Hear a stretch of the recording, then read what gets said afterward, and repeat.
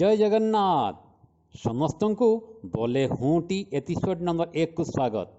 आज एपिसोड है बुढ़ा बरगछ कथा। गाँ मुंडे बरगछटिए ठिया होता है।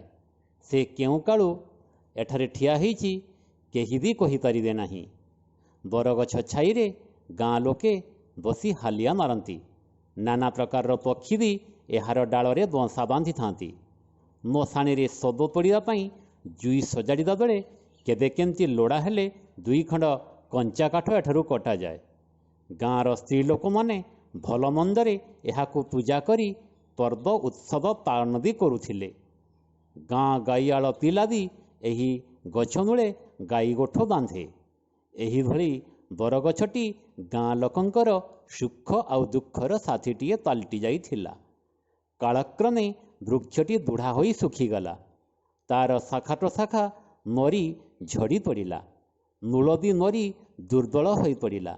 यह देखी ग्रामवासी माने परस्पर मध्य विचार कले गछटी को काटिदेवे। एहार कटा काठरे बासहीन गृह निर्माण करेंगे। सुतरां गाँ लोके करत कुराड़ी आदि ताकू काटियापाई ता पाखकू आसिले। लोकमानंकु दूररू आसुथिबार देखी सेही गछ मूरे थिबा अन्य एक छोट बरगछ कहिला, जेजे देखिल तुमको काटियापाई किभली गाँ लोके माड़ी आसुछंती।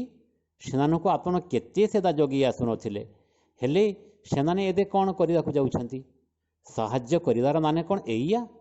सेमानंकर एभली प्रवृत्ति देखी आपनक मन रे क्रोध आसुनाही? केड़े स्वार्थन्वेषी लोक सेमाने। एदे बटवृक्ष कहिला, ना बापा सेमानक उपरे रागिबी काहींकी? मु तो मरिदा परिदी लोकंक कामरे लागि परिदी। एही कथा मनरे भाबी मु भारी प्रसन्न अछि।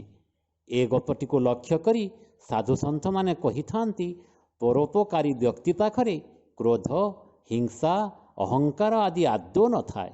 सेमाने सर्वदा अन्य मानक प्रति करुणार भाव रखती आउ अन्यर मुखरू निजर सुख पाई थांती।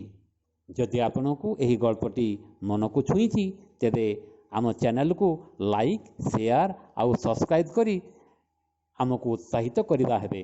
धन्यवाद।